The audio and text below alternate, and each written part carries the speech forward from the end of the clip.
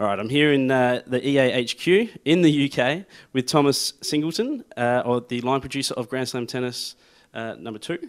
Now, I've just had a go of the pre-alpha build. Was that right? And it's pretty impressive so far. Now, some cynics might say that all tennis games are practically the same. So, what are you guys doing different?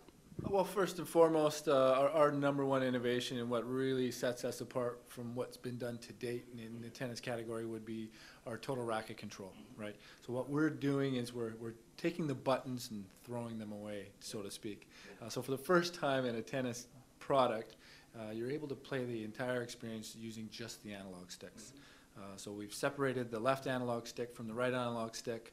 Left analog stick will take care of your movement, your player's feet, while the right analog stick transforms into the racket, hence the name total racket control. Right? It's combining not only your shot type selection from a flat to a slice to a topspin, but also the aiming of where you're placing your balls, again, with your racket. So hit a flat shot, you're simply pushing up on the right analog stick in the direction you want the ball to head in. Pretty intuitive, pretty simple. You add additional complexities by pulling back and then pushing forward to hit topspin shots. The longer I hold back, the more power I generate on my shot. However, there's always a compromise. In more power means less accuracy. So there's a lot of depth within there to hit slice shots. If I want to go real deep against the baseline, I'll hit a slice shot. I'll simply pull back on the right analog stick, release in the direction I want the ball to go in, and the ball will travel there. Okay, now I've just had a go with Roger Federer versus Maria Sharapova.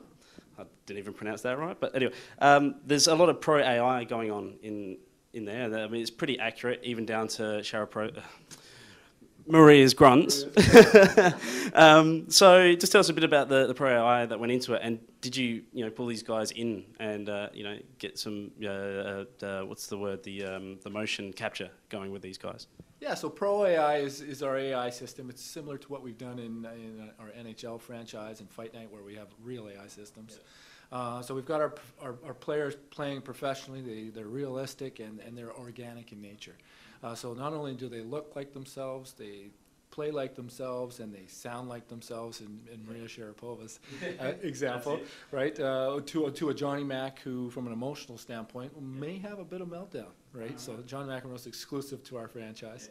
He's there in his glory with his afro and headband, etc., and he'll have emotional outbursts just like he does in real life within the product. From an organic standpoint, throughout a match, if I'm dominating my opponent with a forehand winning shot down the line, my opponent's going to adapt and adjust to that and try to either keep the ball away from my forehand or have a tendency to shadow that forehand down the line so I don't get those winners. Yeah, okay. Fair enough. So I actually asked this in my NHL interview as well. It seems like, I mean, collisions aren't really happening here in tennis, but like Pro AI is another big thing that EA is doing across the board this year. Was that something that you guys all seem to get together and just be like, this is what we need to do across all of our titles? Absolutely. I mean, nothing in the EA Sports label or EA as a company usually happens by accident. We're definitely well connected. We're definitely trying to bring in similar initiatives like Total Racket Control. It wasn't the first time we've done a right stick title. I worked on a franchise called Fight Night 2004, the original Fight Night franchise, where we introduced Total Punch Control, utilizing the right analog stick. NHL has total tricks or right stick control, right? So it was a logical choice there. When it comes to the AI standpoint, we're all very close family, and we're all working together on trying to bring that into the tennis franchise now. Fair enough. And now it's on PlayStation Move. We'll get to talk about that in a little bit, but why not Xbox Connect? Well, PlayStation Move, outside of our biggest innovation, again, right analog stick, total racket control, we felt that the PlayStation Move and best-in-class integration on that, literally putting the racket in the palm of your hand, was where we wanted to concentrate our efforts. We built a system in total racket control that lends itself and works very nicely with the Move. If we were to go on Connect, it would have to be a different experience. I think, in order to deliver that Connect on that platform, it wants to be a lot different. You can't have a realistic character in the foreground, right? Because it just doesn't work. It breaks down. Okay, so let's talk about the Move controls. I mean, obviously, the big one is you're actually moving and you're swinging a racket. But what are some of the other differences, obviously, to having a controller in your hand? Yeah, I mean, well, you nailed it. It's about getting up off your butt, off the couch, right? Which you could play with total racket control. If you're playing the move, you're up, you're on your feet, you're swinging the racket like a Grand Slam champion, literally, right? You're hitting top spin shots by swinging from low to high. You're hitting slices by swinging down from high to low. Flat shots straight through, forehands, backhands. You name it. I mean, you could break out a little bit of a sweat if you so choose to. All depends on how exaggerated you want to move. Okay. And let's talk about different surfaces in tennis. Offer different challenges and variations. I mean, how do you incorporate something like that and make each surface feel different in this game? Well, the physics in each of the venues, we've got all four. Wimbledon is exclusive to Grand Slam tennis, hence the Grand Slam title. So we travel from the grass to the clay. Excuse me, we'll edit that out. No problem. We travel from the grass to the clay to the hard court in the Australian Open. And each of those surfaces plays differently. Whether it's the players sliding on the surface or the ball and how it bounces on the surface, we've captured each of the essence from each of the actual surfaces. Right, okay, cool. And for someone that's completely new to tennis games, what would you say to them and how would you get them to get on this game and give it a go?